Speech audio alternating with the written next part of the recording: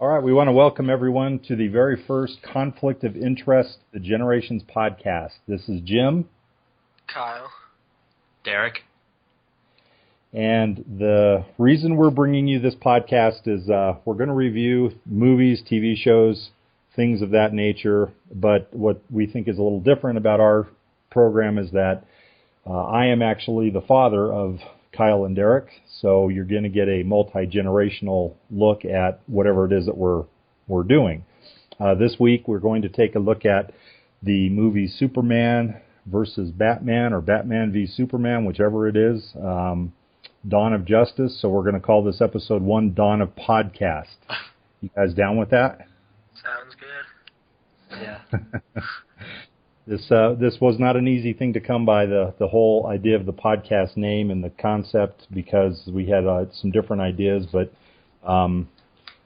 we kicked around a lot of ideas for names. I personally liked the Three Podmigos, or Battle Pod Galacticast. I thought was pretty cool, but in the end, Derek, how did you come up with Conflict of Interest? What was your thought? Oh, I just wanted to go to bed at that point. I was just throwing that out there. All right, insightful. So basically, the reason I liked that name was because my boys have a tendency of getting into very heated debates over entertainment. And I remember one time when I was at the grocery store with them, they were really young, and they got into a debate about something about whether or not if Superman and Darth Vader ever got in a fight, which one would win. And it was actually pretty funny at first. But the two of them got so mad at each other that I thought they were going to go to blows in the grocery store, and it was actually kind of a scary thing. So we're hoping that it doesn't quite come to blows, but maybe there is some good back and forth on this podcast. A couple of other things that we should probably mention is that there may be spoilers in this podcast for either what we're reviewing, or we could even talk about other things and inadvertently spoil. So we apologize. What's that? I'm just going to go on record and say there will definitely be spoilers in this podcast. So yeah. So that's just the way it goes. So if you hear something and it ruins something, we apologize, but there's really not a way around it. So first of all, before we get into the actual movie, guys, why don't you tell everybody sort of when did the DC universe come into your life, and what do you like about it, and which characters do you like best? Kyle, what's your thought? I know I was young. Could you try pulling the mic closer to your face? I know I was young when I started. I can't remember quite how old. It was when that old Justice League show was on that me and Cade would watch. Yeah, but my favorites are Superman is my clear number 1. Batman would be a strong number 2, and then Green Lantern probably number 3. So you kind of came into the whole thing during that sort of Justice League era. Yeah. And I do remember that. I remember you went through a phase where you had all the collectibles and the action figures and everything. Still have them all. What was it about Superman that you particularly liked the best? I don't remember what I liked about him back then, but it's just like I like what everyone hates about him. Just the fact that he can do so much. It's just kind of cool, because really you have so much room for like stories and stuff that you can do with him. He can take on basically any challenge, and then there's still things that can challenge him, which no one really agrees with, but... Right, and what's your other two favorites? You said Green Lantern and who? Batman. Oh, Batman and Green Lantern, okay. Yeah. And Derek, what about you? When did the whole DC universe come to you? Ever since I can remember, the Super Friends has always been there in my life. Not that I'm a major fan of that, it's just that Kyle was, so I had to deal with it. And I guess from there, I kind of started getting into it more, watching the old Superman and Batman movies. Now in the newer era, we watched all the Dark Knight trilogy and Man of Steel, and now there's new entry in the series. And who are your favorite characters in that universe? Well, I'm not a huge DC fan to begin with. It's just I don't really prefer either Marvel or DC comics in general, so the only characters that I ever really bothered to pay any attention to were Batman and Green Lantern. And why is that? What was it about them that you at least liked? Batman had the good movies, and Green Lantern. I bought one of the rings, and from there just decided, why not get into it? Gotcha. Well, for me, it was, being a kid in the 1970s, that Batman TV show, the one with Adam West, that was on, like, the year I was born was when it was made, so I never saw it in first run, but they started showing it. Actually, it wasn't a show that was in syndication very much that I can remember. I remember seeing it a little bit, like in the afternoon sometimes, but it didn't seem like it was on for long periods of time in syndication, and I don't know why. But they made that Batman movie, that one, and I think was in 1966, and that used to show on television every so often, like on a Saturday or Sunday afternoon. It'd be on one of the local stations just as a piece of programming, and I loved it. I thought that live-action Batman was the coolest thing in the world. But then the original Super Friends came out, and that was back when Saturday morning cartoons, I don't know if they're still big, but back then Saturday morning cartoons were huge for kids in the 70s. And when they announced the Super Friends, that Batman, Superman, Aquaman, and Wonder Woman were all going to be together in one show, it was like mind-blowing. Like you had to be down at the TV at 6 o'clock in the morning or whatever time it was that came on and be all set to watch that. And I thought they were so cool.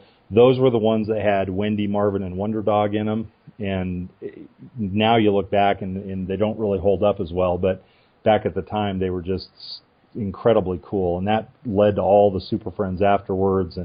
But for me, Batman was always a favorite. I always thought it was cool that he was just like a regular guy that was able to do pretty amazing things with his his tools and his abilities. And I always thought he was pretty cool. So that was kind of my favorite growing up. And the Dark Knight trilogy, the more recent ones, that's definitely my favorite Batman movies of all time. Those are really great, I think.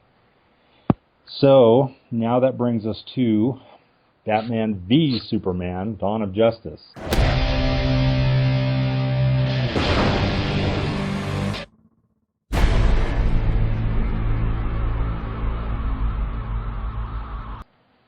I think we all have some different opinions on this. I would say one of you really liked it, one of you didn't, and I'm probably in the middle. So which one of you guys wants to start? I guess because I'm the one who bothered to take notes during the movie, I'll kind of run the whole rest of the thing from here. So I guess we should just jump right into it with saying I am, of course, the hater of this movie. I did not love it. And as time goes on, I like it even less. And I'm the exact opposite. From watching it the first time, I thought it was amazing, and I thought it was even better the second time. Well, I thought it was a good movie. Having seen it now a second time, there are some scenes that confused me. Maybe you guys can help clarify them for me, what was going on and how it attached to the overall story. But I have to say that there were things about it I definitely liked. So, Derek, why don't you take us through what it is that bothered you about this movie that you didn't care for it? All right. Well, I'd actually just like to walk through the movie, and then we'll just kind of talk about it as it comes up. So, with this movie, I started out really liking it, and then, even this time watching it, as the movie went on, I thought the movie just gets worse and worse. So I think it starts really strong, and it starts with the flashback scene of the death of the Waynes, and then Bruce falling into the Bat Pit. And I thought that scene was just really well handled. Hey, can I ask a question? Yeah. So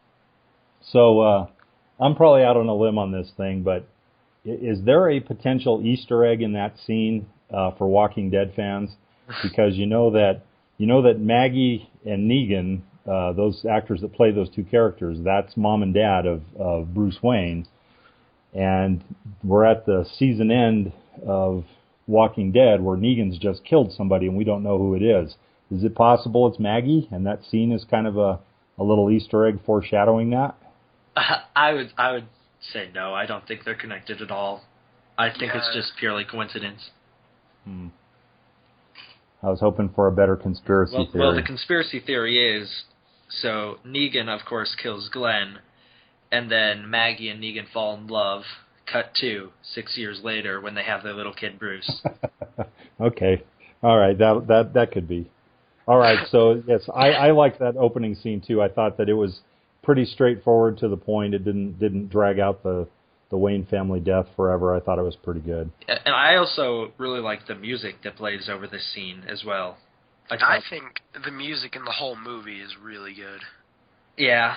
I thought it definitely helped to play into like emotional ties of things that happen. Most of the time when it shows Superman, it's got kind of that light tone to it. Okay. And then with Batman, there's a lot of dark tone to it, and it's just fits, I'd say. But could you really call that quote-unquote light tone that it has with Superman a light tone? Because every time you see Superman, what is he actually doing on screen? He's just standing around moping around because not everyone in the world likes him, and he can't seem to handle that. So then it always plays the sad theme that it played in Man of Steel instead of playing the actual good Superman theme. No, there's like scenes when he's saving people, and it plays that. No, it also plays the sad theme then because he's even mopey when he's doing the right thing. It depends on how you're listening to it. It's not just sad. Yeah, because it plays the same song, but with context, it can be sad, or it can kind of be like something to look up to. Like it's kind of got this more bright tone to it. At the only point in the movie that it actually played the good Superman song that actually makes Superman seem cool from Man of Steel is at the very end when they're doing the fight with Doomsday. No, when it goes through that clip, like when he's saving the girl from the factory fire at Day of the Dead, it plays that song, and when they all put their hands towards him, it's playing that, and it just, I don't know, it comes off really, really good. Yeah, well, I guess we'll just get back to that in a minute, because we're getting out of order already. Yeah, so we go from Death of the Waynes to, we see this scene of Bruce running, and he falls down the pit, and that part I just think is really stupid, because then all the bats fly around him, and he starts floating away with them. Remember, that's a dream sequence. I do remember. Yeah. No, I know that, but the other thing about this movie is I think it has way too many dream sequences, and I'll talk about that later, that I started not trusting what I was seeing because I was like, oh, there's been 18 up to this point. Yeah, there's 2 dream sequences. There's multiple. We'll get into it. I wrote them all down. There's 2. I wrote them all down, so. Okay. So we go from that. So we go from Bruce flies up with the bats, and then we cut to Metropolis from Man of Steel. Yes. Yeah, and this scene was actually one of my favorite scenes of the movie, just because I thought you actually felt like the weight of it. It was like it gave you some scale, some perspective. From Man of Steel, you see Superman flying around way all over Metropolis, breaking everything. Now you see from a ground point of view what it looks like, and I thought that was pretty cool. Yeah. Go ahead, Kyle. That whole scene almost, because I hated Man of Steel so much. Like, I'm a huge Superman fan, but I thought Man of Steel was awful. But the main reason I hated it was because it just looked like Superman turned the whole Metropolis into this big, gray desert of dust and destruction.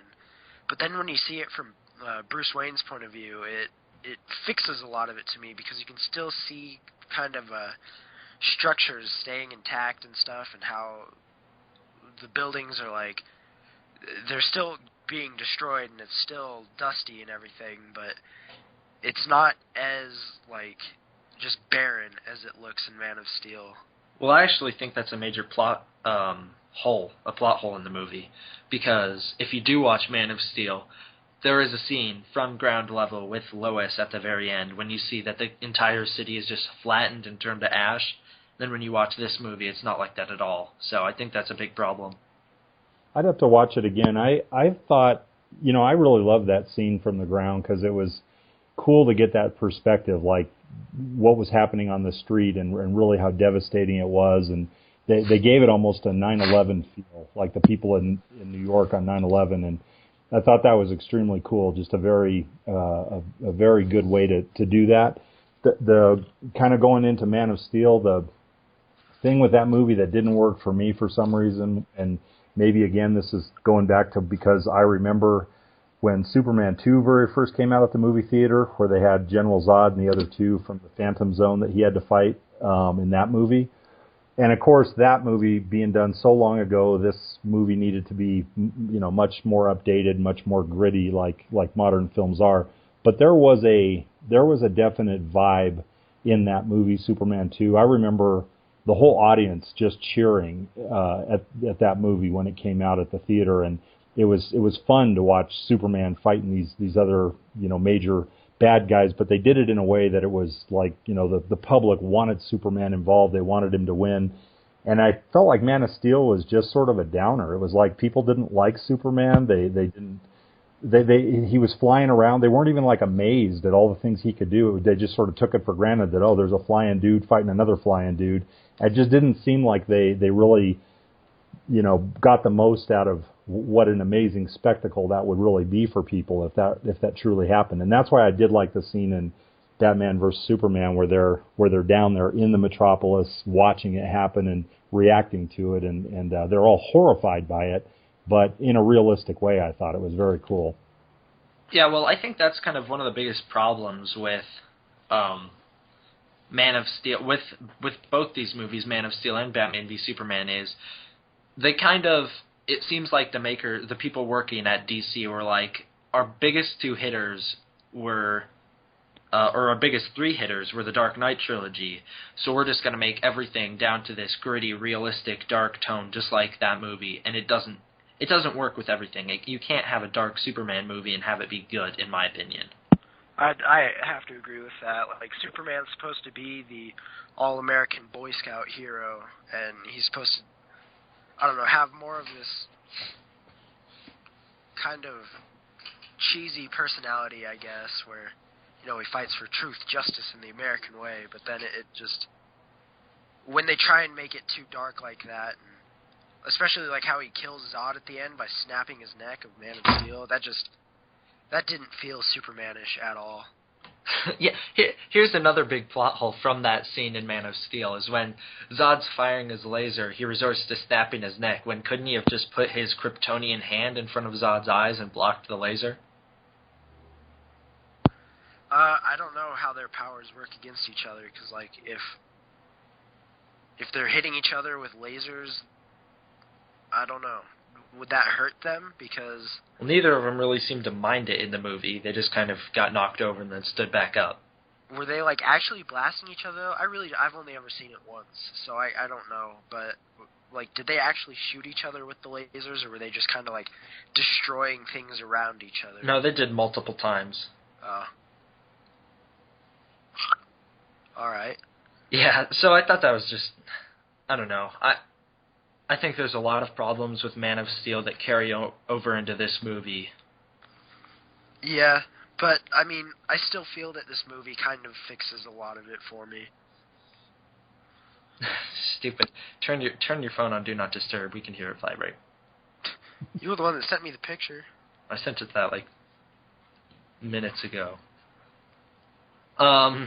Anyways, so from Metropolis, from Bruce Wayne saving the dude whose name was Wally, from when he saves Wally, who is crushed under some rubble, and then you see Superman and Zod fighting. From there, we cut to a scene in somewhere in the Indian Ocean, I think, where they discover the first large chunk of kryptonite. Yes. What were your thoughts on that? On them finding it? Yeah. That was actually one of my favorite shots of the movie, kind of. That whole underwater, it looked so... I don't know, nice. And then Well, yeah, I didn't because really understand what all was happening. Like, what was it that they found out there? Was that part of the crashed Kryptonian ship? Was that just No. part of like a meteor from Krypton? no, it's the World Engine from Man of Steel that was converting Earth into Krypton. Well, how did? That was part. Well, it was turning like the environment around them into Krypton, and part of what it did was turn the rocks into kryptonite, which is another big plot hole. Was because if it was turning the rocks into kryptonite, wouldn't there have been kryptonite everywhere that the World Engine affected, not just in that one tiny spot? It's possible. Like, if you think about it, maybe if they were to go mine down, however far in Metropolis, they'd be finding kryptonite. Well, they all did, over. because if you remember, Lex Luthor had that small fragment of kryptonite that he recovered from Metropolis. Yeah, so all that means is that one in the Indian Ocean was just kind of the easiest to find, you know, because it's like in an open ocean rather than having to actually dig down through the ground of like a major city to try and find it. So Yeah, I guess I could see that.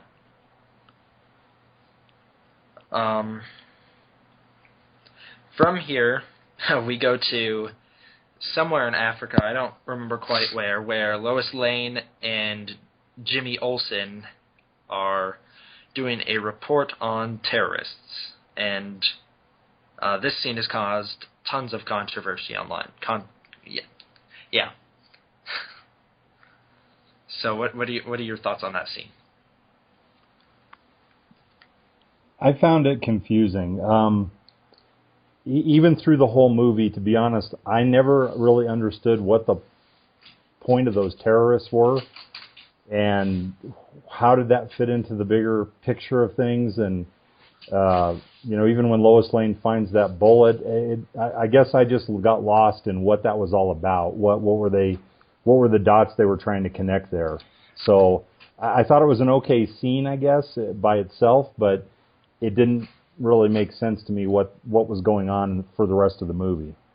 So kind of the whole thing with it is, the whole interview was useless. The whole thing was set up by Lex Luthor to try and frame Superman, and that's what they say. So I don't know who the guy with the tracking device was in his camera. That was Jimmy Olsen. He is a fan favorite comic book character who Zack Snyder basically came out and said he didn't know what else to do with Jimmy Olsen, so he decided to kill him off before anyone else could get the chance, pretty much. Horrible. He's supposed to be Superman's sidekick in a way. Yeah. Like, there's The Adventures of Superman and Jimmy Olsen. That's like a comic series. And I thought that was him. I just didn't... I couldn't picture them just having him shot, like, right out in the desert. So that's a little disappointing, but... Yeah, I had no idea who that was, because they find that little tracking thing, and somebody says it's CIA, yeah, and then make sense. Yeah, he tells Lois, he's like, well, this has nothing to do with her. She doesn't know what's going on. I didn't understand that was Jimmy Olsen at all until you guys just said that. I thought that was just some dude that was with her that was a CIA guy posing as a photographer. Yeah, that's one of the things that people have been very mad about, is that just because Zack Snyder didn't know what to do with the character, he had him killed off. And the only way you actually know that's Jimmy Olsen is because that's who he's credited as in the credits. Huh. Okay. So, how I have to picture it is Lex Luthor must have gone to that CIA agent or whatever and been like, we're going to send a reporter to meet this terrorist group. You're going to go with her. We're going to track you. We're going to have men there to just kind of keep you safe. So all of those people who wind up killing the terrorists, that's Lex Luthor's men. Yeah. So Lex Luthor has this all planned to where he has his men kill these other terrorists. And his men are posing as terrorists. So no one knows that the terrorists are killing the terrorists. And he's got Lois Lane there because he knows if Lois is in danger, Superman will show up. No, that's not at all it. Yeah, that's why No. that scene. Yes. No, what it was So Lex had it planned out so that those other people who were there who wound up killing all the terrorists, they were posing as terrorists. That way, they weren't. No one pretended that they were SWAT. I don't know, or CIA. I don't know why you said that. No, I was saying that he talked to that one CIA guy, Jimmy Olsen. That Jimmy Olsen's not a CIA guy. He's a reporter. He went with Lois. But he said himself, they found the tracking device and he goes, he's CIA, and then they have him killed. Yeah, but that was not Lex. That was not orchestrated by Lex. Lex didn't send Jimmy in as a CIA. All right. Well, Lex got Jimmy and Lois to I go there then. I don't think Lex got either of them to go there. I think they were going there, and then Lex jumped on that opportunity. What was Lex's motivation? What was he trying to do? Because I mean, I was confused by his whole plan. What was it he was trying to do? He just doesn't like Superman and wants to kill him off? He was attempting to make it look like Superman was the one who killed all those terrorists, because that he was trying to frame Superman for killing all the... Well, and it wasn't even just terrorists who died. It was innocent people that died too. So when these guys turned and shot everybody up, Lex tried to twist that and say Superman killed all these people, which makes no sense if you think about it, because Superman doesn't use a gun, and Lois Lane witnessed these people kill them. But what was he trying to do? Was he just trying to push the buttons of the senators to get access to the the Krypton ship? That's what he was doing. Because in Lex Luthor's end game is to be the man who controls God, basically. So he wants to be able to say, well, here's you, here's God, and then all the way up here, here's me. So not only do I control God, but I control everyone, because God bends to my will. So it's just a big power play for him. I guess to me the thing is that I'm not the biggest Superman fan, so I really don't know, I guess, that well the comic book versions of Lex Luthor. But typically when he's portrayed, like in the Justice League shows and those kinds of things, he's actually a very smart, well put together businessman. He's actually kind of calculating in what he does. This plan and the way that he was portrayed in this movie, to me, he comes off just as a nut. This was just some guy that was like crazy. Because if that's his motivation, is to control God, so to speak, well, that's just crazy talk. I mean, to me, Lex Luthor would have a more sinister, really very well thought out plan of some kind for profit or power or something, not just to be able to flaunt the fact that he got Superman to bow to his will. That's just, to me, that's just crazy ego. You know what I'm saying? There was no like even in the Superman movies of the 70s, the very first one, that Lex Luthor's buying up all kinds of property in California because he's going to have a bomb hit the San Andreas Fault and knock all the property that, you know, the San Diego and Los Angeles and all that property, he wants to knock that into the ocean, so then everything he owns that's worthless desert would become beachfront property. I mean, that's at least clever motivation for what he's doing. I didn't get that with this. I thought he just seemed crazy. Yeah, he kind of was. There was lots of problems with Lex in this movie. I mean, the fact that Lex in the comic, Superman went away for like 3 years or something like that, and the whole Justice League was working against him, and yet Lex still managed to become President of the United States. And this Lex Luthor decides to spend his time playing basketball and eating Jolly Ranchers while whining to get access to things. So you guys are talking about a completely No one can hear you, Kyle. Lex Luthor. What do you mean?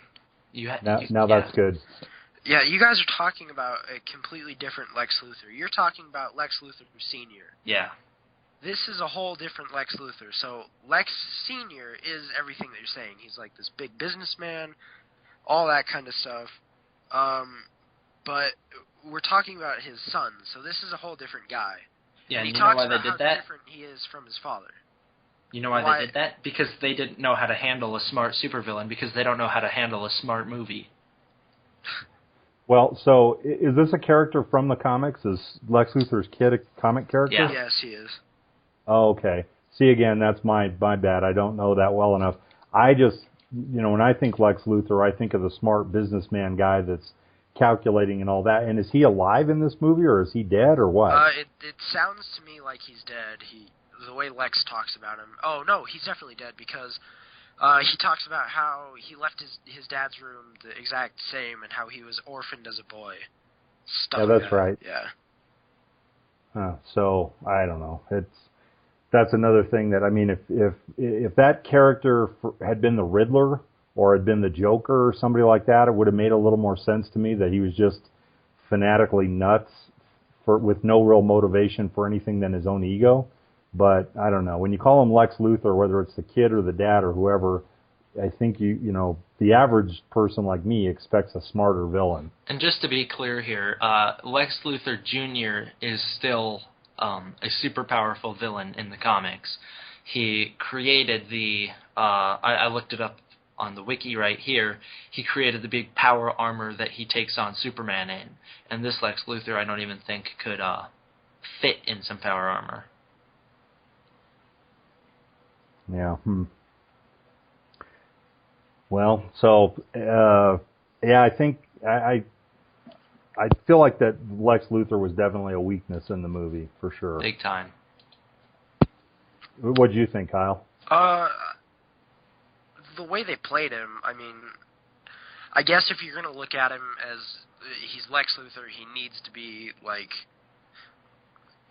this big kind of powerful businessman who does what he does for like power and money, then they played him wrong. But if what they were going for is having this kind of psychotic man who's got such a big drive for power that he's willing to do all this stuff and basically force Superman to do his bidding, then I mean I think they did it really successfully. At some points in the movie I thought Jesse Eisenberg was a little annoying, but overall I thought he did pretty good. Because he seems like a schizophrenic in reality, and that's kind of the way this Lex Luthor came off. And I don't know, I'm a big fan of like the Joker and the Riddler. They're two of my favorite villains of all time. So a character almost like the two of them combined, it's kind of cool. I don't think anyone in the world agrees with you. They did like, why make it Lex Jr.? That's the real question. Why make it Lex Jr. if you're just going to have him be a complete idiot the whole movie? He's so overacted. He is by far the worst character in this movie. Yeah, I tend to agree because it seems like the DC comic universe has plenty of villains to choose from. And if you're going to go for one of those crazier type villains, you know, the only thing about him being Lex Luthor to me that I guess there were two scenes that suited this to be Lex. One is when Bruce Wayne goes to the big shindig and he downloads the database from Lex Luthor.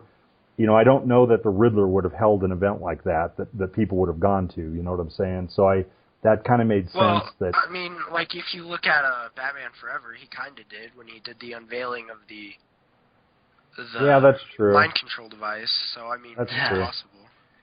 I suppose. And then, you know, the other thing is that he, for his route anyway, it didn't have to go down this way, but for his route, he was obviously manipulating a lot of senators, and it would take somebody with some money and clout and a powerful name probably to even get to the table with those guys. And again, I don't know that the Riddler could have done that, or maybe he could have. I just think that if you're going to play an over-the-top villain like that, then you go with an established over-the-top villain. If you're going to play a smart, crafty guy, then you write him differently and play him differently and make his motivation some bigger gain than just ego. Yeah.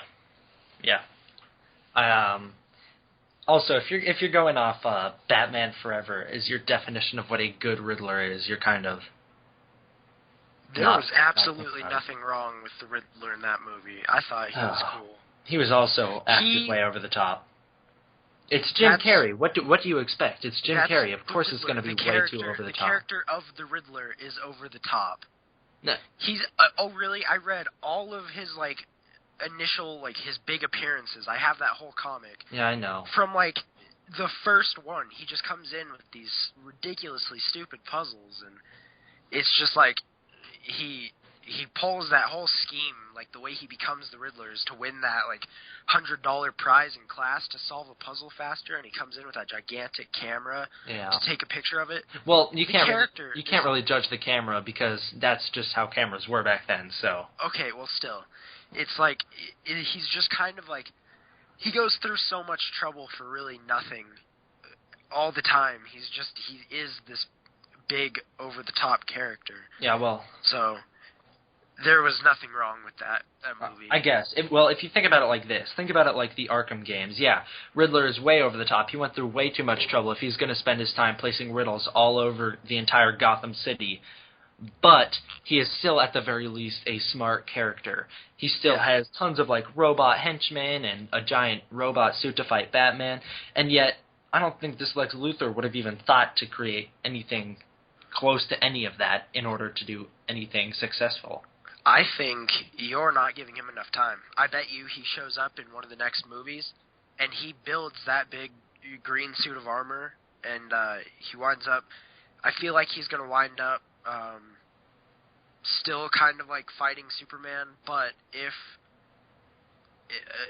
Darkseid winds up being the next villain, I'm not entirely sure what his powers are. I just know that he's the strongest villain in the DC universe. I bet you Lex Luthor kind of uses his powers to fight that Darkseid.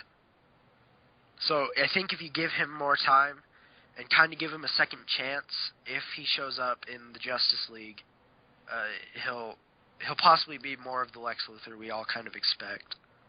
Well, the real question is, do I want another Jesse Eisenberg Lex Luthor part in a movie? Probably not.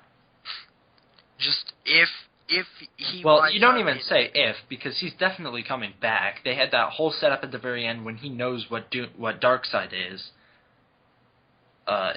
Yeah, that also, you had to have to watch the 3-hour cut, they said, to really explain how he knows everything about Darkseid already. So where are we at in the timeline of this movie? Yeah. We are very early in. So now we get into the very first appearance of Batman when the two police officers are walking through this kind of warehouse-like building that has a whole bunch of women locked up for human trafficking, and then they see Batman. I'm going to say right now that this was possibly the only scene of the movie that I didn't like Batman in. Why? The whole thing, it was kind of cool. It overplayed how, like, scary Batman is. Like, I don't think he's really supposed to be the most, like, terrifying man alive, but the scene kind of played him that way, where it's like these people that he just saved are so scared of him that they don't even come out of the cage that they've been locked in. Batman is supposed to be scary to the villains, but kind of warm-hearted to the people that he's saving. If you're looking at pretty much anyone other than Bale's Batman, I feel like he kind of came across the same ways as Ben Affleck one does, but like, especially if you're looking at like animated series Batman, like everyone he saves kind of woos over him, but like these people are just so terrified of him that they can't even come out of the cell. And then I thought it was a little embarrassing when the officer goes up and sees this guy with the branded symbol, and then he starts looking around for Batman, and it just kind of pans up to him, like holding himself up in that corner. I thought that was a little weird, but you know, at the same time, the scene was kind of cool. For the same reasons, it's not cool. Like the way they played him scary, it kind of makes him look like this thing that, like, a force to be reckoned with. But really, the biggest flaw with that scene was seeing him up in that corner. I was not a fan of that. Well, to add on to like the fact that they're trying to make him way too dark in this movie is the fact that these people locked up are calling him the devil. They say that the devil saved them, and it's I don't know. I didn't really think that was all that good, especially coming off of Daredevil, an actual good dark superhero thing. It just, I don't know. All right, just to clarify, you're talking about the Netflix series, right? Yes. Okay, good. What do you think about that scene, Dad? I thought it was confusing. There was so much that I just didn't understand, I guess. What was the point of that scene? I think the whole point of it to me seemed to be to get to the fact that he was branding bad guys. Yeah. I don't know why he was branding bad guys. I don't know, and it seems like that was done as a way for the Clark Kent character to really see things that he didn't like about Batman, to make him, it was setting up that conflict between the two, that he was doing these heinous things like branding people, so then that way Batman and Superman would be in this conflict. Because I don't know really what the point of that scene was and what the branding thing had to do with anything. Yeah, you were definitely right, because this movie, all it really is excuses to try and get Batman and Superman to fight, starting with this, where, Batman, yeah, he brands this criminal, but if you think about the fact that he murders so many people in this movie, branding them is getting off easy. So the fact that Superman takes a disliking to the fact that 2 people, it said on the news report, have these bat symbols on their chest, 2 people got branded, and then Superman decides that, oh, you know what, I'm going to fight this guy. But that's not even how it is. It's not like, oh, there's this bat vigilante in Gotham that I'm going to go fight. It's like, there's this bat vigilante in Gotham that I don't like. Now let's spend the next 2 hours building up why I don't like him just to get some poor excuse for us to fight in the long run. Yeah, I'm with Kyle. I thought it was a strange sequence with him up in that corner, and it just didn't. That scene didn't work for me. I didn't really see a point to it, and wasn't a good scene. I didn't think. No, I didn't think so either. So, from here, we are introduced to Lex Luthor when he is playing basketball and, like I said, eating Jolly Ranchers, making demands. So I think because we've already pretty much covered our thoughts on Lex Luthor, we can move on, unless you guys have anything else to say. Nope, I'm good. Yeah, I think I'm fine. So from here, we see Wally. Again, he is the crippled man from the beginning who has lost both his legs, and he is climbing up on the Superman statue, spray painting the words "False God." This scene was actually one of the best scenes in my opinion, just because I don't know. I thought the whole thing that there was an actual character in the movie that we already knew and all this stuff was the one who spray painted the words onto the Superman symbol that we saw in the very original Comic-Con trailer from way back when. I thought that was a pretty cool thing.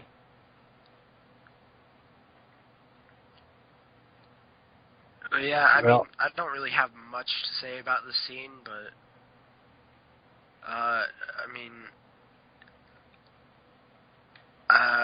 it's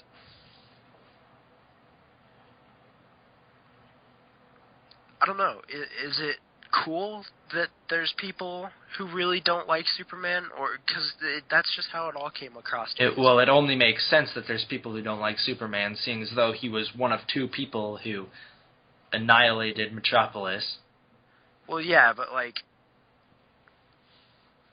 the whole pretty much everyone hated Superman. I felt like everyone didn't like him, but at the same time, it was like you'd get these few people. So the thing that I thought was weird was you have all these people who just they hate Superman, and then it cuts to that clip of him saving a couple people from the flooding and stuff, and they all really like him because they see the good in him, and then everyone just kind of shuns him off after the explosion.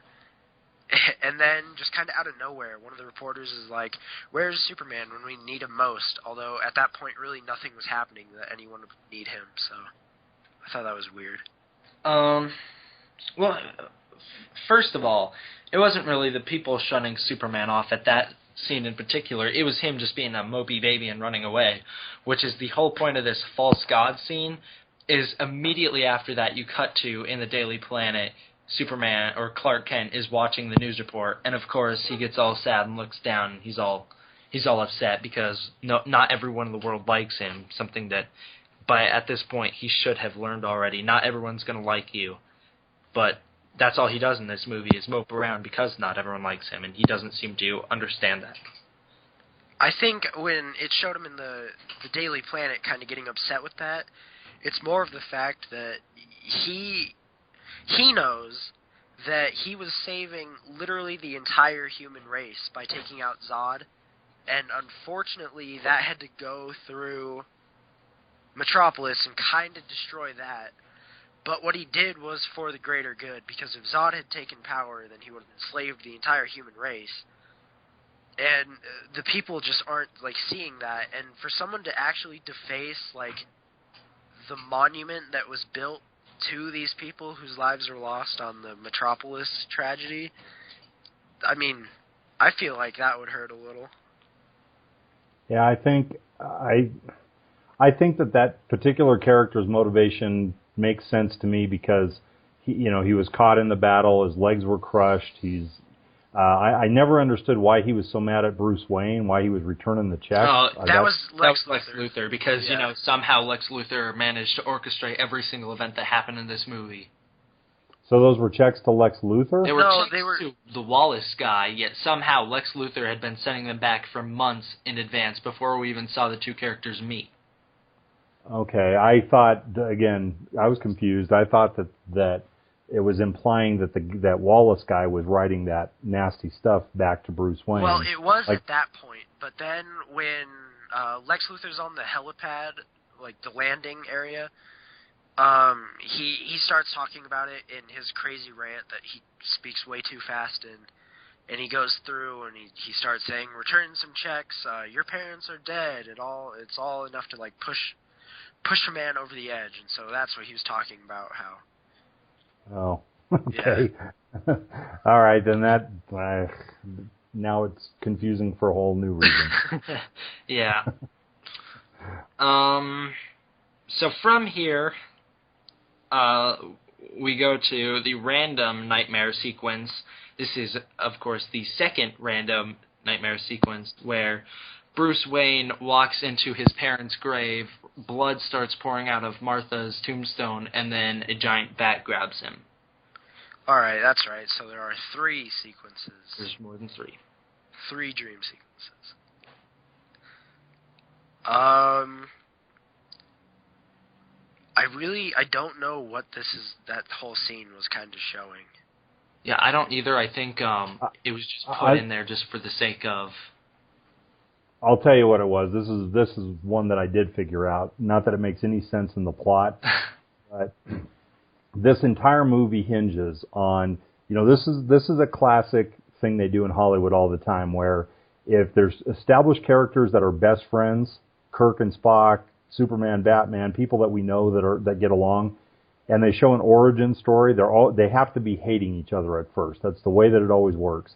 And vice versa, if you've got 2 classic enemies, like Professor X and Magneto, or whoever, then when they do the origin story, they actually start out as best of friends, and then they become enemies. So this is a classic thing where, in order for them to overcome this hatred of each other and distrust, they have to have the common thread of their moms having the exact same first name, Martha. And that's said at the very first when the Waynes are gunned down, and the dad looks over and he calls her Martha. This scene comes later in the movie, and as you can see, they focus on the mom's gravestone so that the name Martha is huge in big letters right there. That way, I think what they're trying to do is plant those seeds so that when it does come around, that we find out Clark Kent's mom's name is Martha as well, and what happens with her. I think that's what it's trying to do, is just constantly remind the audience that these 2 women had the exact same name. Because other than that, it doesn't seem to make a bit of sense what that scene is for or why it's in there. Yeah, well, it doesn't change the fact that just because these seeds were planted from the very first scene and then repeatedly brought up, doesn't change the fact that is by far the the stupidest part of the movie. I don't know which retard in the entire writing process went, this is the greatest idea I've had, because this isn't something that people can reach in a conclusion that people can come to on their very own, that they have the same mom's name, as if it's like some breakthrough at the very end of the movie. Anyways, I guess we'll get back to that. Yeah, I think that's the only reason for that scene. I think is the only reason. You said that, how it's like Hollywood likes to do that, and I think that is not shown any better than it is in this, because in the comic version of Batman Superman, they are like really old. I don't know why the fight starts, but I know that Oh, it was I forget which. I think it was Superman was hired by the president to fight Batman, or it was the other way around, or some. One of the two was hired by one of the large officials to fight the other one. So that's kind of where Lex Luthor would come in then, I guess, is him like orchestrating the fight, is how it ties to the comic. But like in the comic, that fight with him and Superman is the last fight Batman ever has. Because after Batman beats him in the comic, he winds up dying, I believe. Yeah, well, sort of. Just like in this movie, it's a fake out where, at the very end of the comic you're talking about is The Dark Knight Returns. Yeah. Bruce Wayne falls dead, and everyone thinks he's dead, but then at the very end, his heart beats again. Yeah, but anyways, it's like, in that comic, they've obviously known each other forever since they've had the whole Justice League together. They've fought alongside each other. I don't think that's the case. I'm pretty sure Dark Knight Returns is a standalone story. I don't know, but I don't think they meet, and they just kind of it's the first time they meet, they fight. Is it? I think it might actually be. Well, I think they handled it in this movie as similar to how it was handled in the Justice League or the Batman vs Superman movie, the animated movie that led up to the Justice League. I mean, I think that it's these two guys that have understandable distrust of each other from their point of view. And I do think the fight scene was handled better in this movie than it was in that animated show, because Batman seemed to just be able to throw Superman around for no real reason in the animated show. But so the motivation in this I don't have a huge problem with as far as them distrusting each other. I agree with Derek that I think that finding the common thread in the names of the mom, I suppose there had to be something that would bring them together. I just wish it would have been something a little more clever than that. Yeah. All right, so where are we in the story now? At this point in the plot, we go to, so Bruce has just been invited to the party that Lex Luthor is holding, and this is where I think the horrible editing of the movie really shows, because you get the scene with Bruce and Alfred, where Bruce is like, well, Bruce Wayne can't break into Lex Luthor's party, and then Alfred says, well, Bruce Wayne doesn't have to, he's been invited. And then for no apparent reason, it just cuts to Batman, or to Bruce Wayne staring into the Batsuit. And that scene is there for 30 seconds to a minute of just him looking into the Batsuit and then walking past the old Robin suit. And that's the only purpose of that scene, is to just go, there was a Robin who was in this movie, or who's in this universe, let's just throw in the fact that he was there at a random point in time. Yeah, that point, I noticed that too, especially when I looked over and I saw you shaking your head. I was like, he's kind of right. This scene is a little useless. Yeah, and I think this movie is just horribly edited because it doesn't play well. It's just, I think they just filmed a whole bunch of scenes and then kind of stuck them in one after another, and they didn't really make any sense going together. I don't know. I think for the most part it was set up pretty well, where it's you don't watch Superman's entire story and then just move into Batman's. It's it kind of shows you what they're doing individually at each time. So I think it kind of hardly shows you Superman's story. This movie is is not really a Superman movie. It is more than anything a Batman movie. For audience purposes, if it comes down to, like, do we want to watch Clark Kent or do we want to watch Bruce Wayne?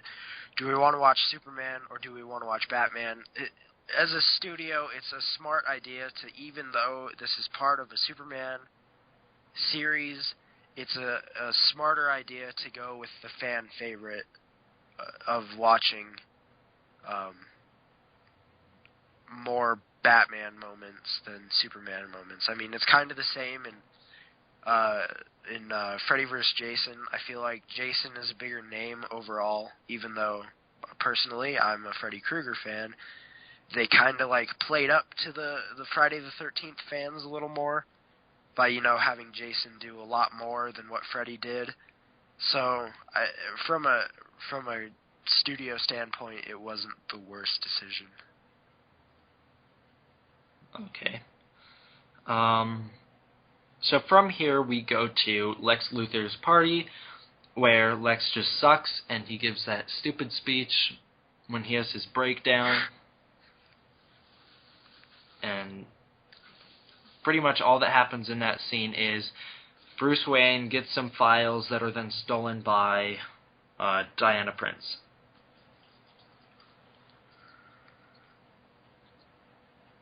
Okay, no one? Okay, so moving on. Now we see the cutscenes that also I thought kind of came out of nowhere, is because we hear about this factory fire, cut to Superman saving these people at Day of the Dead.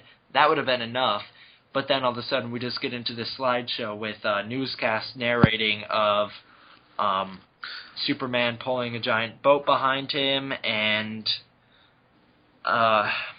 just him saving people from a rocket, just all this crap, when meanwhile the very sad Man of Steel song is still playing. So that scene, here's why that scene's important. From the beginning of the movie, do we have any reason to like Superman at all? No, and that's a big problem. In the end of this movie, we'll get into later, is there really is no reason to care about Superman at all. So that's what that scene is trying to do. It's like Superman's getting this absolutely awful rap through the whole movie. Everyone's just bagging on him. But then we see him doing these things that are helping people, and you see how there are people on Earth who care about Superman. And that is why that scene is kind of needed, because through the whole thing, they really don't make either of these heroes likable in the movie. Superman just kind of comes off as this big alien who's got too much power and no one on Earth wants him. And then you've got Batman, who's just a lunatic in a bat costume murdering people. Yeah, and I mean, even Batman, I mean, he's barely in the movie doing anything as Batman. He's got 2 scenes, I believe, where it's Batman doing Batman things that aren't fighting Superman. And then, yeah, I think you're right, Kyle, in that I think that this was an attempt to show what Superman really was about, even though he does get this puzzlingly awful bad rap throughout the entire thing. It doesn't make really a lot of sense, because whatever is being demonstrated, I mean, the fight with Zod is one thing, but everything else he does, and even that fight, if you know the motivation behind it, he's protecting the planet. So I think that was pretty good. I think the guy who plays Superman is good in this movie. I like him. Henry Cavill. Yeah, Henry Cavill I think is a good actor, and there's something about him that you know, he comes across as Superman to me. Something about him, he's very Superman. He feels pretty Clark Kentish to me. So. Well, I get that, but he's, you know, he does have a sort of sadness about him, or a mopiness that he's just depressed the whole movie. What, a mopiness of having lost the entire planet in which you come from? That kind of mopiness? Well, let's take a look at, what was his name? Christopher Reeve? He played the old one? Yeah, how was he mopey? He wasn't. He was an energetic, fun Superman, the way Superman should be. Yeah, I mean, he's definitely my favorite Superman, but I agree. Henry Cavill's really good. There's something about the suit that I'm not a big fan of. It's too dark. Yeah. Zack Snyder has a way of taking a scene and draining all the color from it. Yeah, and that I don't care for. I'm with you. When they were in the desert and pretty much every scene, it felt like they just sap all the color right out of it, or hue it up with a specific tint, and it doesn't read naturally to me at all. So it comes off distracting. Zack Snyder, he apparently really loves his explosions, as seen in the fact that in both movies, multiple cities have been wiped clean. And the fact that he likes all these explosions, and the fact that he's really bad at directing a good story, just lead me to say, if you're going to get a bad director that likes explosions, why not get Michael Bay? Because at least his movies are colorful and entertaining to look at. No, because Michael Bay doesn't know how to develop characters in any way. Not that Zack Snyder really does either. If you're talking which is a better character, do we like Henry Cavill as Superman and Clark Kent, or do we like Sam Witwicky? Because that kid was so... I mean, now this is a rant for another day, but, like, you know, the whole Transformers, they were not good movies, and he was just such a useless character the whole time. So I would much rather have a Zack Snyder film than a Michael Bay film. Well, I guess you're kind of only going off the bias of you don't like Transformer movies, because Michael Bay has done other movies in recent years, such as he just did a war movie last year or early this year, I can't remember which, that was actually highly praised due to all the characters in it. Well, I didn't see that movie, so... Yeah, generally speaking, I know where Kyle's coming from. Michael Bay characters tend to be fairly two-dimensional, and the characters in this movie, they attempt to give everybody some complex component. Yeah, which could be a downfall, you know. And I agree, because I think that after a while, it doesn't... Sorry. Bless you. I think after a while it just doesn't come off as natural. Like, these motivations don't always seem natural and well thought out. But everybody is a multi-dimensional character, that's for sure. Yeah, but honestly, it's like I don't care about any of the characters in this movie other than maybe Alfred, because he made me laugh, and this Wally guy, because we understand that his family died and he lost his legs during this battle. Those are the only two or specifically Wally is the only character whose motivations I can actually understand in this movie. Well, I do understand the general conflict between Batman and Superman. I get that. I get the fact that these are two guys very suspicious of each other and each other's motives. They're both very powerful people, that if that looks like that power's running amok, somebody has to stand in the way. Well, one thing I didn't understand, maybe you guys can figure this out. How did Superman suddenly figure out who Batman was? He heard Alfred on the intercom Yeah. in Bruce's ear. Oh, that's what it was? Okay.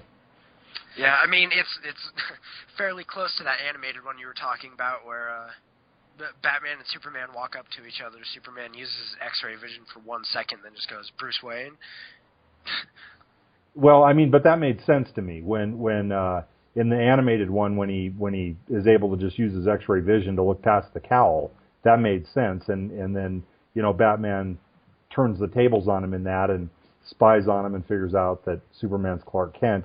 I thought that was a pretty clever way to do it. I guess I didn't understand how he connected those dots in this one.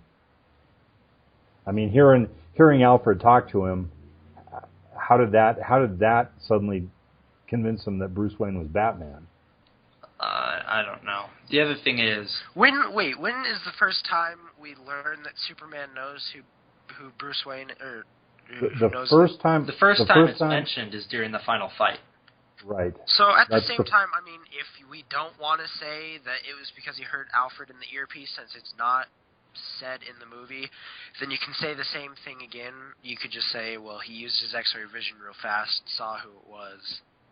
Yeah, I mean, there's potential. You're right. There's potential ways. It's just they didn't explain it. It wasn't clear how that happened.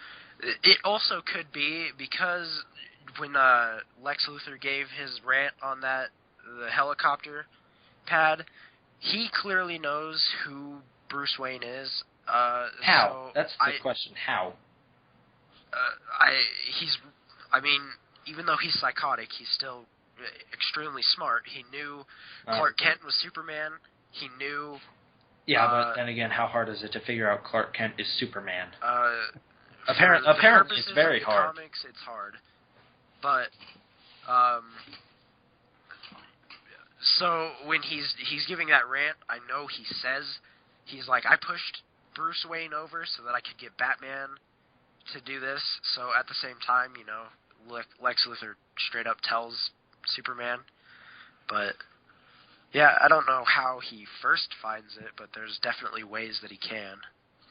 Yeah, the other thing is, if Batman's supposedly the world's greatest detective, which in this movie apparently he just sucks at being a detective, seeing as though if he really was good at it, he would follow Superman around, find out that that's Clark Kent. He would maybe watch him in his personal life and go, oh look, this guy is not as bad as I thought he was. Never mind, I'm not going to try and kill him.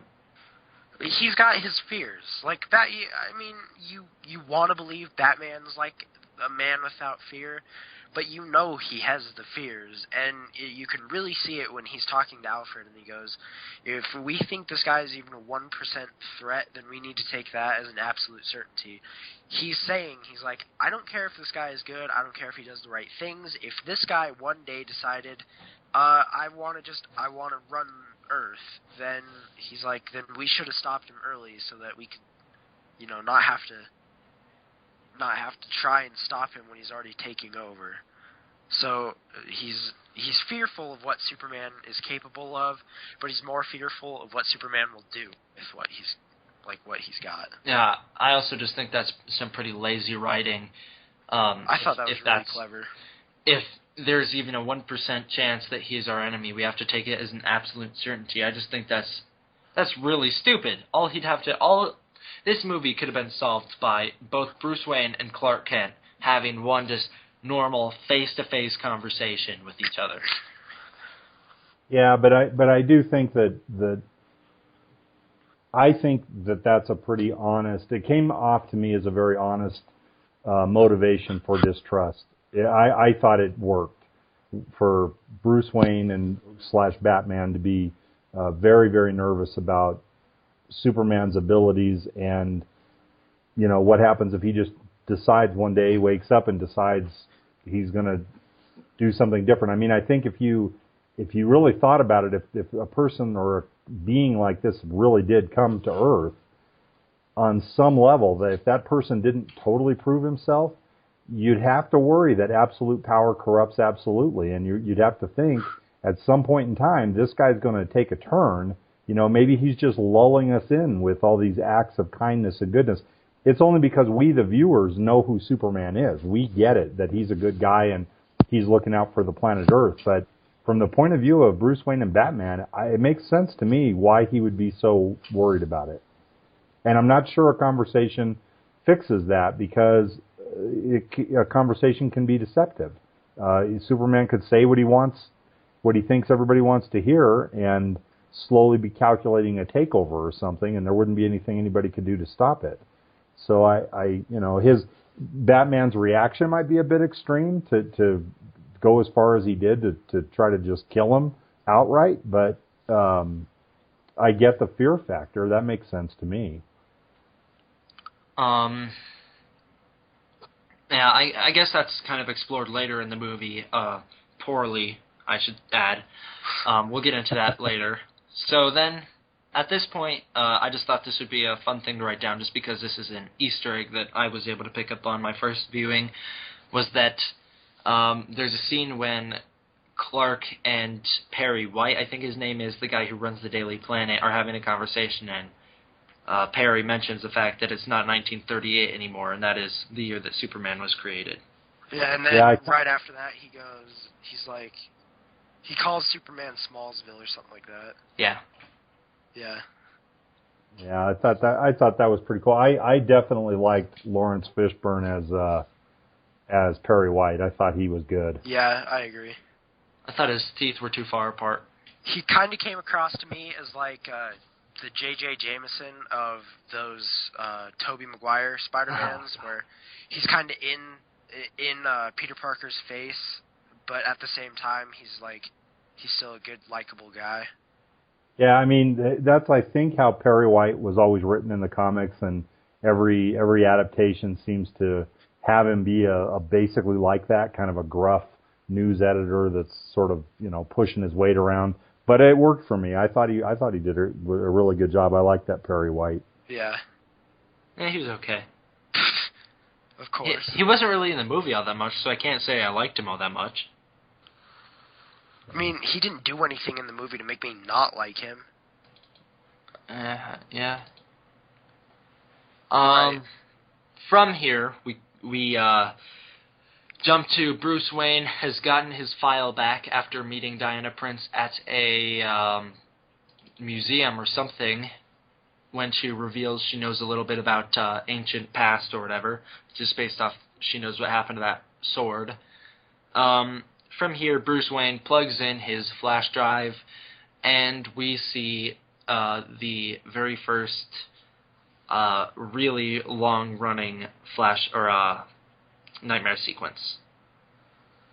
Now, this is what I was talking about earlier when I said I didn't really think that it worked very well, showing what what Superman would do if he's evil, because this scene, I guess they have confirmed, was not supposed to be a nightmare as much as it was supposed to be a vision of the future, or a vision of a possible future. And as we learn in this vision, that this happens because Bruce Wayne kills Lois Lane. Superman goes evil and decides that he's just going to ruin the world, and that is where we pick up. Yeah, I found this scene confusing as heck. I did not understand why it was in the movie. I didn't understand what they were saying. Who is the ghost image that's telling him in the dream, you're right about him? Oh, I didn't understand any of that. So, alright. For starters, I was not a big fan of this scene. But it's not all bad. The stupid, bug things, those people dressed up in the bug suits. Those weren't people. Those were these things called parademons. They are Darkseid's minions in the comic. Okay. So, yeah, obviously this is a probable setup for, a Justice League movie, where you've got the Flash coming in and telling Batman that he needs to watch out for Superman, I guess. Is that who that was in the computer or whatever that was telling him? Yeah, that's I was gonna mention that in a minute, just so we could just focus on this first nightmare sequence right away.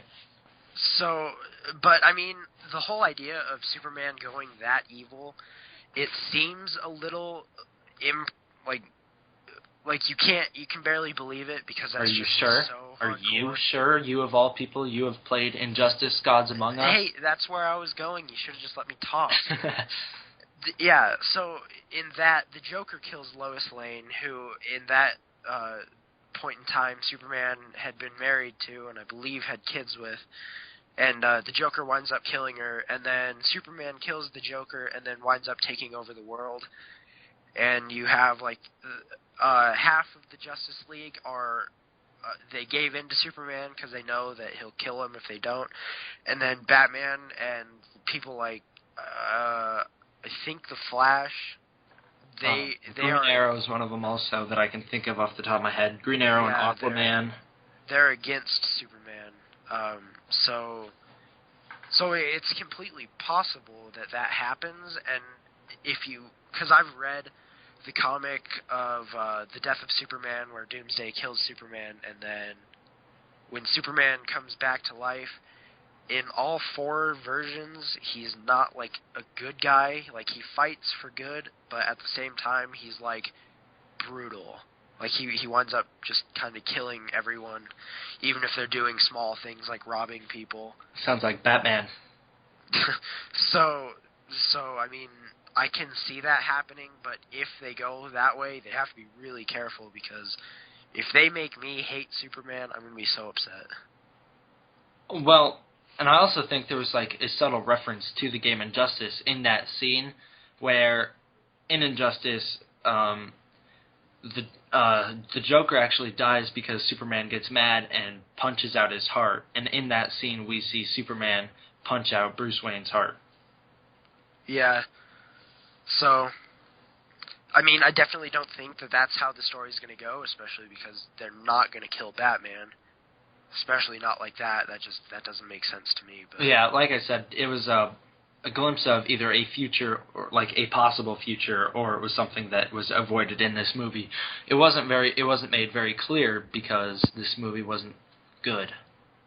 Well, I think that if they were trying to put things in for people that were deeper fans that know this universe much better, like you guys seem to know it way better than I do, which is fine. The problem is that for people like me, then you get lost, and I think that's where they lose good word of mouth because people walk away confused and not really understanding it. And if those are the scenes that you remember, see, there's a lot of this movie. Like I like how it starts. I like the battle in Metropolis from down on the street view. Then it becomes this really confusing back and forth with a lot of this stuff, and then as we're getting to it, it picks back up for me at a certain point, and then I like it from that point forward. So because I like the ending of this movie, and like the ending maybe half or a third at least, I walk away feeling better about it. But when you go through it like this, and then when I saw these scenes again, I just found myself frustrated because it didn't make any sense. So you can do this for the more educated, bigger fan, but you leave the rest of us in the dust when you do. Makes no sense. I think that's a big problem with this movie in general, is I think Zack Snyder attempted to make this movie for the fans. I think it was supposed to be a fan service movie, but I think it failed miserably in that aspect, seeing as though, clearly if you've looked online, the fact that this movie has a 33% on Rotten Tomatoes just shows that the fans didn't receive it well, along with the general public. Scores. Rotten That is, Tomatoes. I'm pretty sure. I think that's critic-based. Either way, the fact that I can look a it lot up of the fans online are not receiving this movie very well. So, all right, where are we going? From here we get to the Flash scene where Flash jumps out of the computer, and I actually have the quote written down. He says, "Bruce, listen to me right now. Lois Lane, she's the key. Am I too soon? No, I'm too soon. You were right about him. You were always right about him. Find us. You have to find us, Bruce." I mean, that's a clear Justice League setup right there. I didn't, for whatever reason, that character did not come across to me as Flash. He wasn't wearing the Flash suit. That's the biggest problem, is he was wearing some weird thing. When the face mask opens up, then you can see his the actual Flash mask. Sort of. But it's so hard to see because of how much like electricity is all over. Yeah. Yeah. Well, it was sort of the Flash mask. It was the face piece, but then the hair. It has hair exposed. So. Completely confusing. Yeah. Okay. So I just looked it up. Fan score of Batman Superman is a 7.2 out of 10. Critic score is a 44 out of 100. That's not the same ranking that I was talking about. But I'm telling you, the overall fan score comes down to 7.2 out of 10, and then the overall critic score out of 51 critic reviews comes to 44 out of 100. Yeah, but like I said, that is not on the same scale. That is not even on the same website that I'm talking about. Anyways, this Flash scene, what it is a lot of people were confused about it, and I guess you would really have to know about Flash on like a deep level to know what this is. And the only reason that I know what it is because I've seen the Flash TV show, and what it actually is that Flash can run so fast he can run himself back in time, he can run himself forward in time, and he can run himself into other dimensions. And that is what this was. It was one of the three things happening. Clearly he was either going back in time or or from a different dimension coming in. Or did it happen at all? Because it looked like a dream that Bruce Wayne was having. That's another problem, is the fact that it's so unclear whether both of these scenes were dreams or not, that the people behind the movie had to come out and say, no, they're not. Okay. Yeah. So from here, we see the Batmobile chase scene, which I thought was pretty cool. It was a good one. There were parts of it that didn't make sense to me because Batman kept losing visual of the target, and then all of a sudden he'd explode out of a wall and be right on top of him. But beyond that, I thought that was pretty cool. And this was the part of the movie, or one of the few parts, that felt very Dark Knight-esque to me. It reminded me of the Dark Knight movies. Even some of the music started to sound kind of like the Dark Knight, which I wish they would have gone full blown into that if they could have, because that Dark Knight music was so good. But I did like the chase scene a lot. Yeah, I think it definitely felt like Dark Knight, especially just because they had the new Batmobile is clearly heavily based off the Tumbler, which was the Batmobile from the Dark Knight series, and I think it's a clear tie-in there that they were trying to go for. Or at least a clear parallel. But at the same time, as much as I thought this was a cool scene, there were huge problems with it, such as the fact that I love to bring up is the fact that Batman uses a grappling hook out of the back of the Batmobile, hooks a car with people in it, and then uses it as a wrecking ball to kill other people in other cars. Yeah, I mean, it's easy to say that it's upsetting when Batman kills people because that's the opposite of what Batman's about. But again, like I've said to you before, every single Batman that has been on screen other than Adam West has killed someone. Well, you're wrong there, because even Adam West killed people indirectly. There was one episode, I guess, where he locked a whole group of thugs in a freezer, and then it never showed them again in the episode, and you were just supposed to understand that they were locked in there forever. So even he's killed, but that's still, regardless, that's not a good thing. You shouldn't, just because other movies have had Batman kill, doesn't mean you should have Batman kill. It's, on some level, almost unavoidable. I mean, the line of work Batman is in, like, at some point, especially when the guy has it all gassed up and he's about to burn Martha Kent to death, and Batman, like, snaps that thing open and blows him up. Wouldn't shooting the guy in the head at that point be much more humane and fix the problem faster? What gun did Batman have? Because Batman gun. No, he didn't have a gun on him. No, the guy, he broke through a wall and he grabbed that guy's gun, and then, because how do you think he shot the can in the first place? I thought he threw a battering at it. No, he shot it with the thug's gun.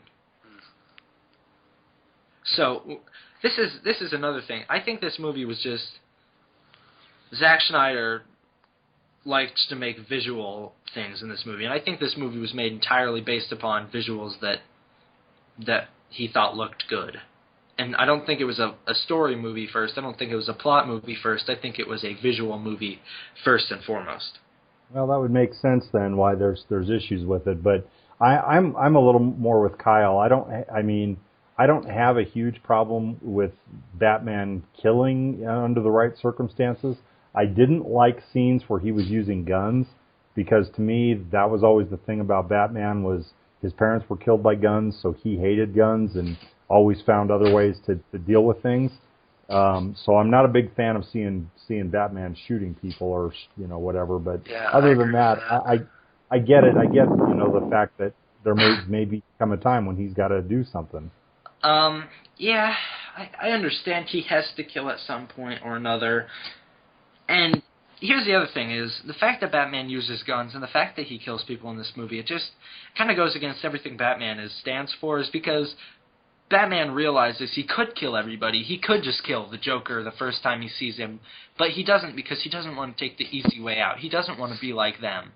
And I think that's just something this movie misinterpreted or something. Think about the difference between the Joker's abilities and the Joker's powers, and Superman's abilities and Superman's powers. Think about the difference between the Joker's abilities and some low-life thug who was just in a car chase that wound up being a wrecking ball. There's no difference. Batman just... I guess he's just biased. I guess he just kills whoever. He kills some and doesn't kill others. I see what you're saying, but like, in order to make the story work in a way, I mean, it's obviously not integral that Batman kills those people, but you know, like, if it's gonna happen, it's gonna happen. And then for story's sake, I mean, like, obviously, the Jack Nicholson Joker, he got killed. So I mean, he can, but then it's like, I don't know. Is that not kind of a weird thing to have happen?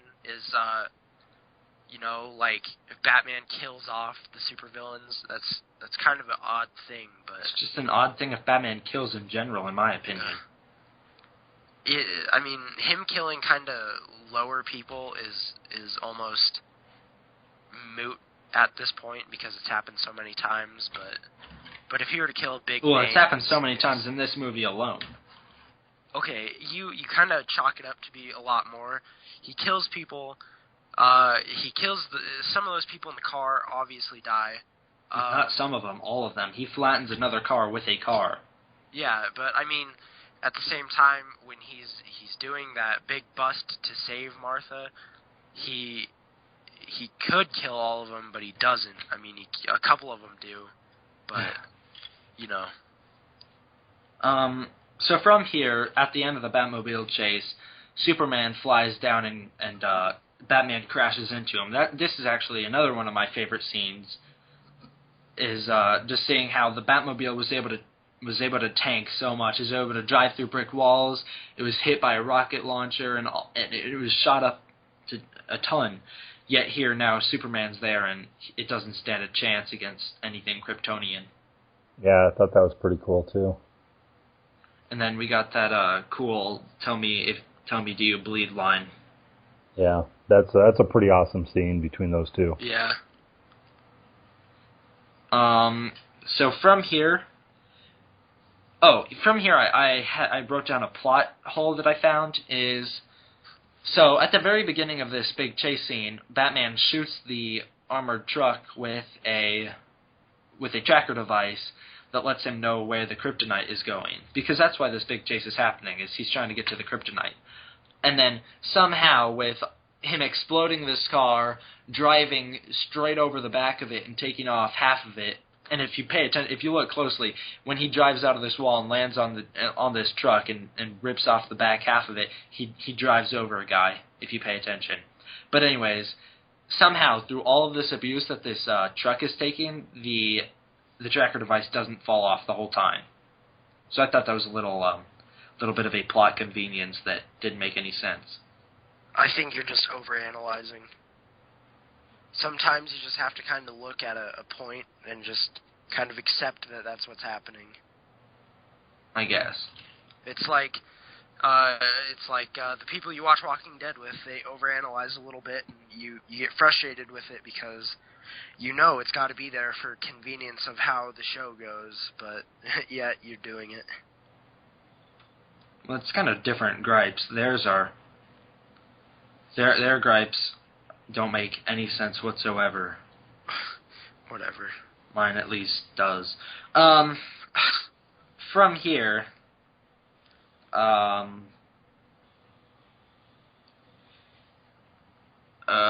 we have the Senate meeting. No, from here, now I know it.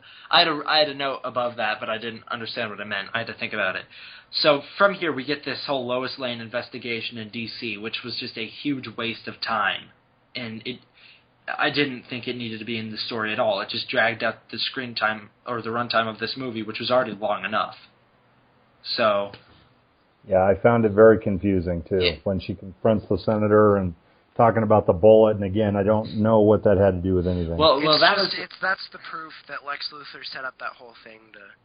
Yeah, but frame Superman. we don't need the proof. Lex could have mentioned it on his own or something.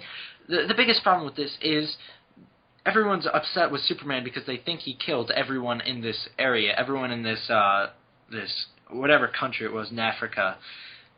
Everyone's mad at him, but then Lois Lane has a recovered bullet, and like I said to you, Kyle, in the car earlier, couldn't she at the very least just be like, hey, here's a bullet here, clearly Superman didn't kill him. I mean, how often do you see Superman with a gun?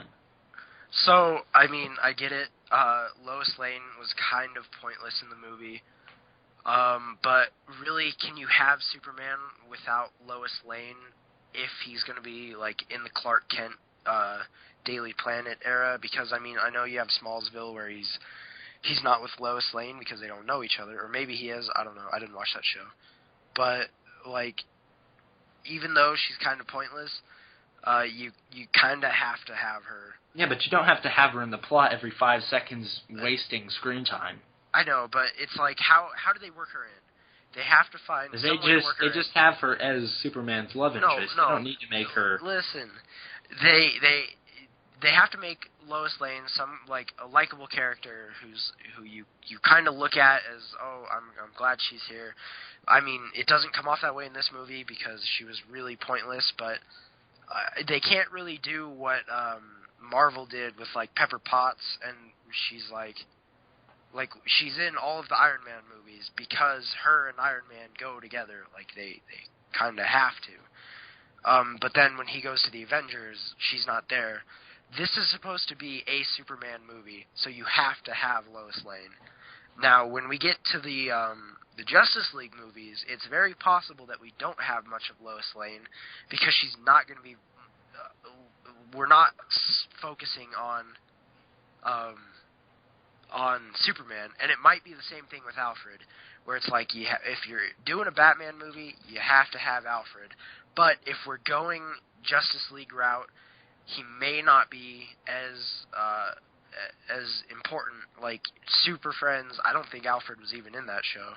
Oh, no, he was, yeah, but still, like, you know, he's not always there.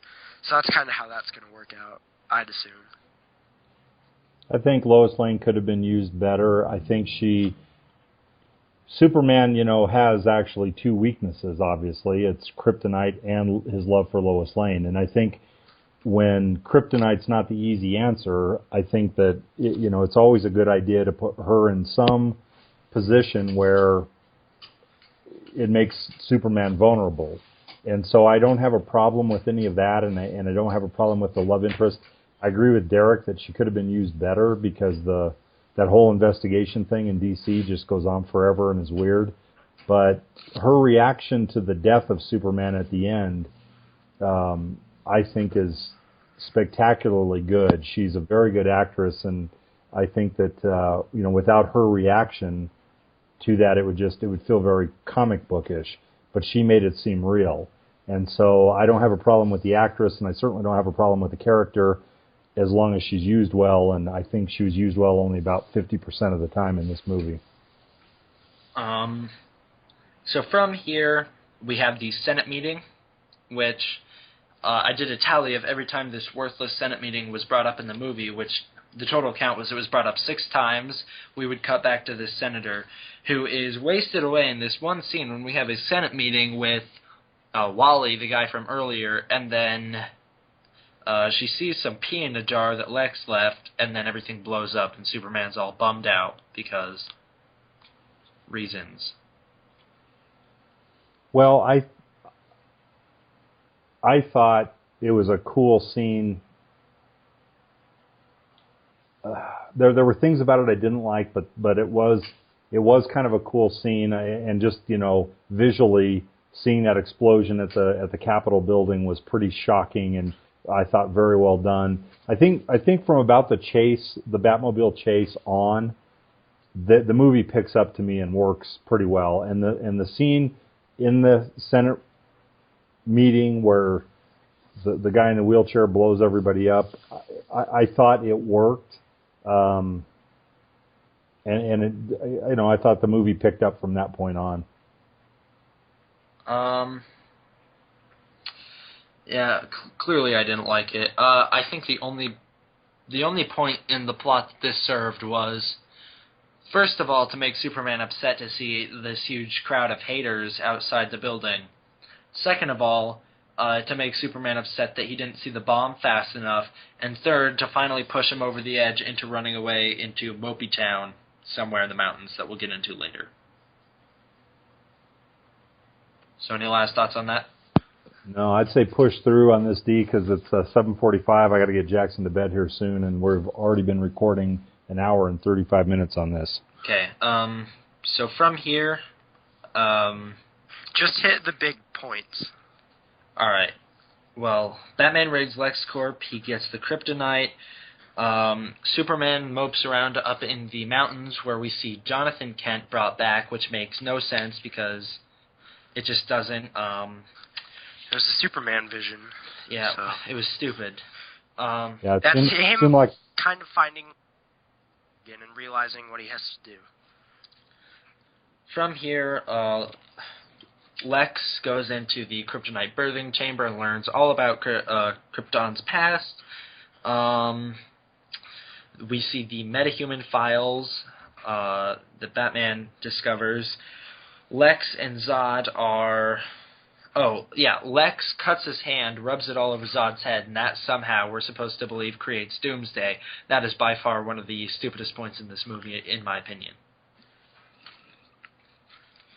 I was, again, the whole Lex Luthor thing confused me.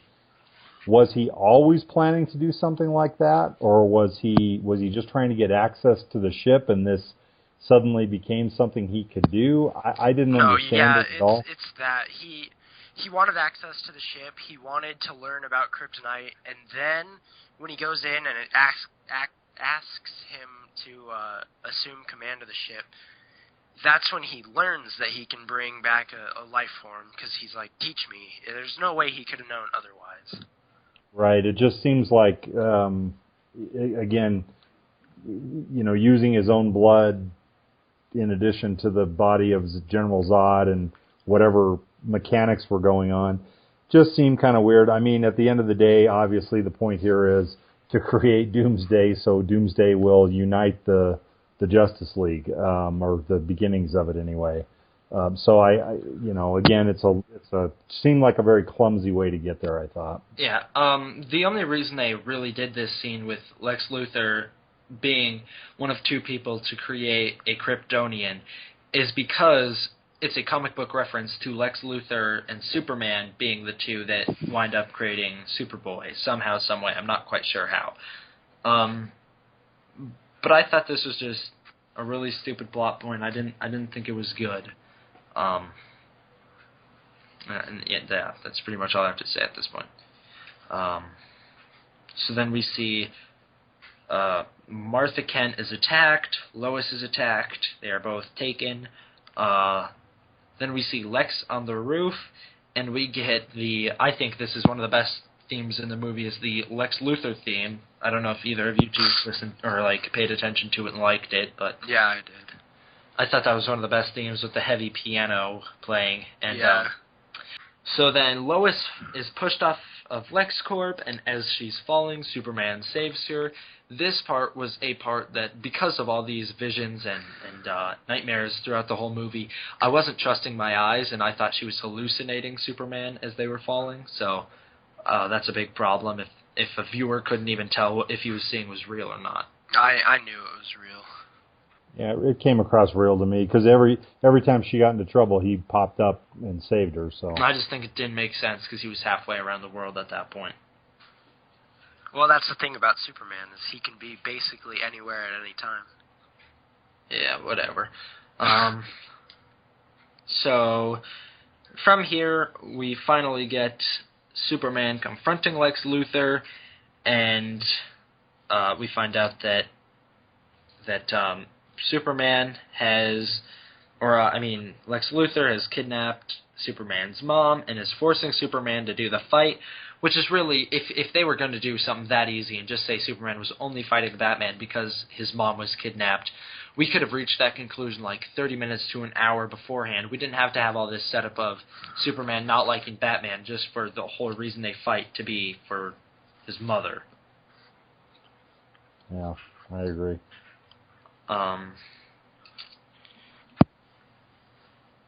So then Superman goes down and talks to Lois, and he says he has the quote, "No one stays good in this world," before he goes and fights Batman, which I thought was hilarious because Superman already isn't good to begin with. He murdered General Zod. He murdered the terrorist at the beginning by flying him through 2 sets of brick walls.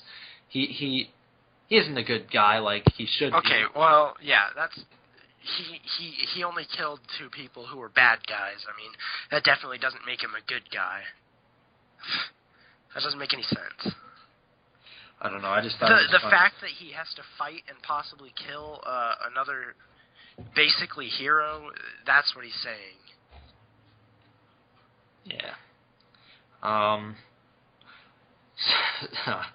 So then, before the fight starts, cut to Wonder Woman, who sees a freaking email sent by Bruce Wayne to her, which is the Metahuman files. I thought that was just one of the stupidest things of the movie. The fact that he sent it over an email, and it's just, I don't know, I thought it was stupid. I thought all the parts with Wonder Woman were awesome, so I can't talk bad about any of that.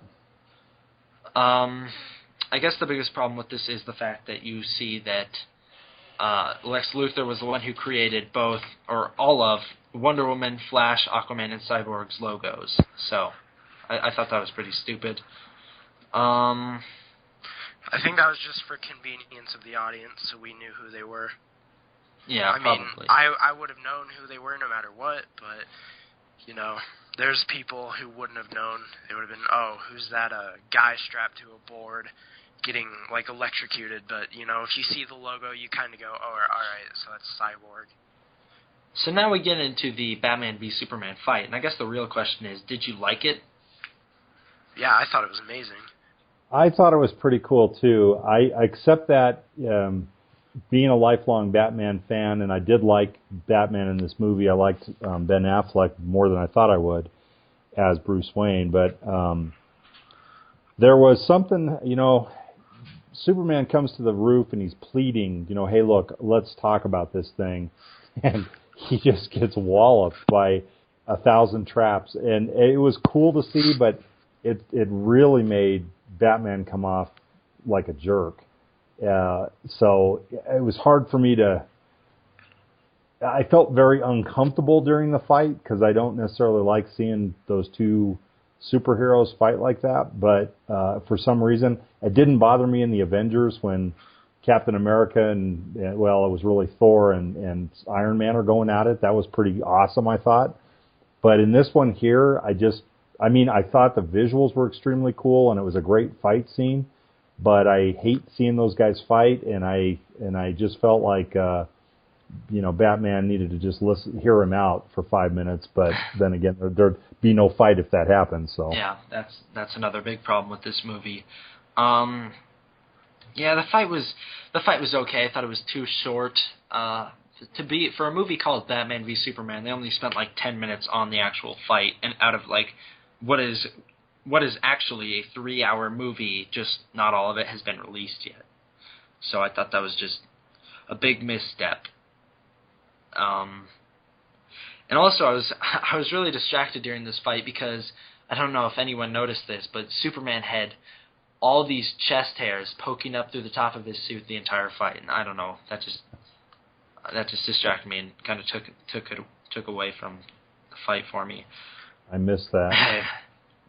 So the fight ends because Batman finds out that him and Superman both have the same mother's name of Martha. Okay, well, so that's what stops Batman. That's not what stops the fight. Because if Batman's mom was named something else, and he heard Superman go, you have to save Martha, I mean, I feel like Batman would stop and listen rather than driving it through his head. Oh, I don't, But because then that, he stops him and he yells, "What does that mean? Where did you hear that name?"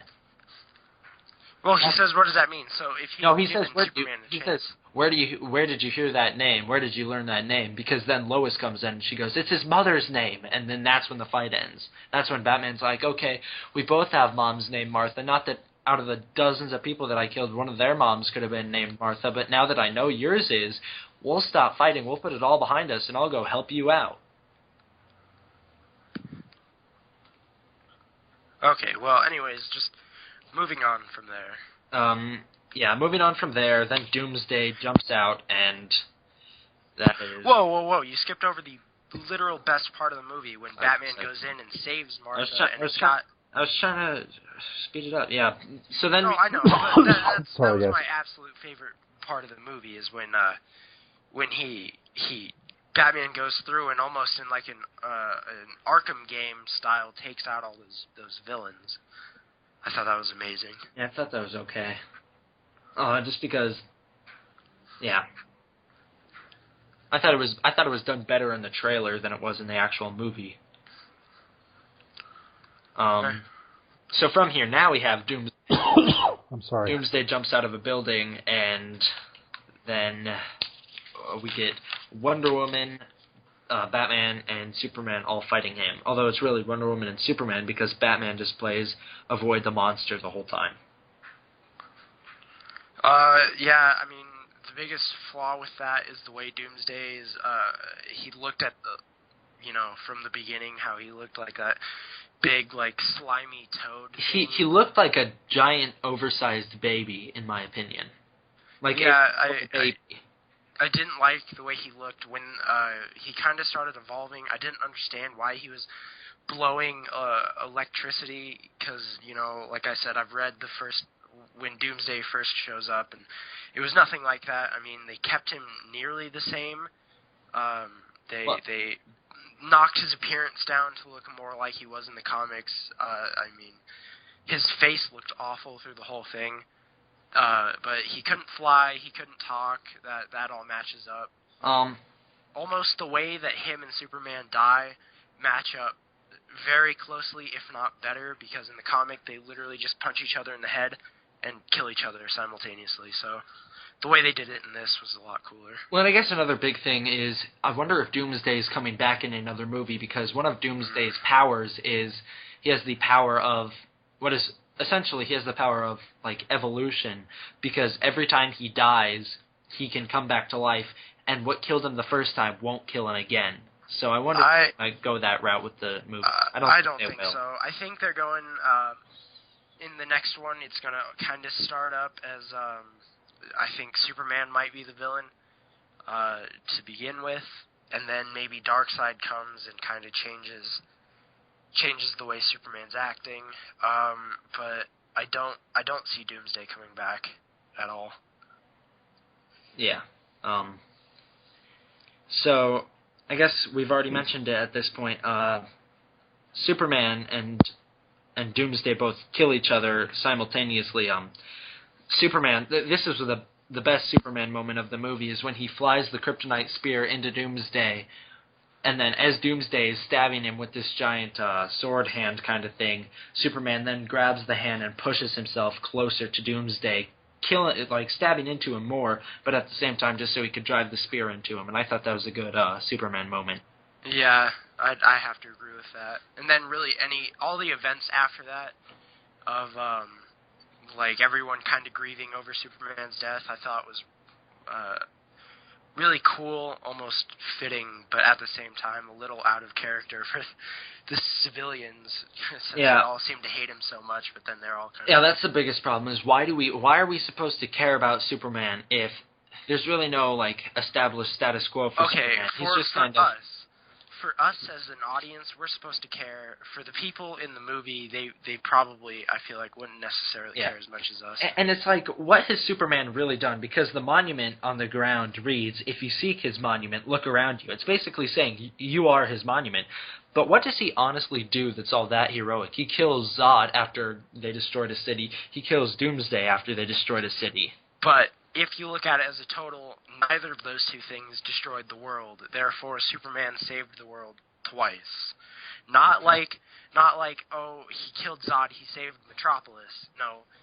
If Zod had continued, he would have taken over the world. And then it's, he killed Doomsday, he saved Gotham.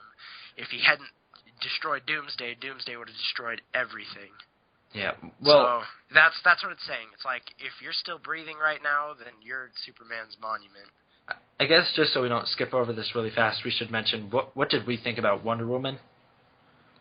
Awesome, totally awesome. I thought that actress looks great. I thought the music. I loved the music when they showed her when she came in there. Did you? I thought they overused that song. Every time she did something cool, it just goes. No, I mean, and it just every single time. I think awesome. it kind of played into the fact that these characters kind of have themes. So every time you heard Superman, you heard the Man of Steel kind of stuff. A mopey song. Every time you heard Batman, it was dark and depressing as well. Yeah, then you have the crazy kind of dark music for Lex Luthor, and then Wonder Woman's got her own stuff. So I think the music in the movie was done really well. Yeah. Yeah, I think Wonder Woman's addition in this was extremely cool, and I think whenever she's on screen, whether she's Diana Prince or Wonder Woman, I think she steals the scene every single time. I think she's the focal point, and when Wonder Woman shows up, I mean, I literally felt like Batman and Superman took a back seat at that point almost. They both do heroic, great things, but she is like the featured one out in front. I thought it was awesome. Yeah. So one quick thing that I picked up on was on the Superman monument and on his tombstone that they paraded around the city at the end, you saw a silver Superman symbol, which is a reference to when Superman is resurrected in the comics. He has a silver symbol. So from here, we just get a whole bunch of people being sad that Superman's dead. We see that Superman was planning on proposing to Lois, and we see that Batman and Wonder Woman are going to assemble the Justice League, and finally it is revealed as if you couldn't figure that out on your own, that Superman is still alive. Yeah, so obviously just the end of the movie was set up for another movie. Mm-hmm. I think this whole movie was just 3 hours of trying to play the catch-up game, trying to catch up to the Marvel Cinematic Universe as fast as it could. I don't agree with that. I think this movie was really cool. I think it had things that didn't work for me, but generally speaking, I have to say I liked it. I thought there was more to like about it than to not like. It could have been better. I get that. It certainly had its downside, but I thought there was a lot of it that really was good. So I guess what is your final ratings on this movie? That's what I was going to say. What kind of scale are we going to use? Let's go stars out of 10. For me, I would give it about 7.5. Derek, what would you give it? 4.5 out of 10. And I would give it a solid 9 out of 10. I was really impressed. Good. Well, that takes us to the end of our commentary on Batman v Superman. Hope people listening got something out of it. We thought having, again, the multi-generational perspective would be a good way to explore this. And if you stay with us, you're going to get this experience with other types of entertainment, other movies and TV shows. So we hope everybody stays with us.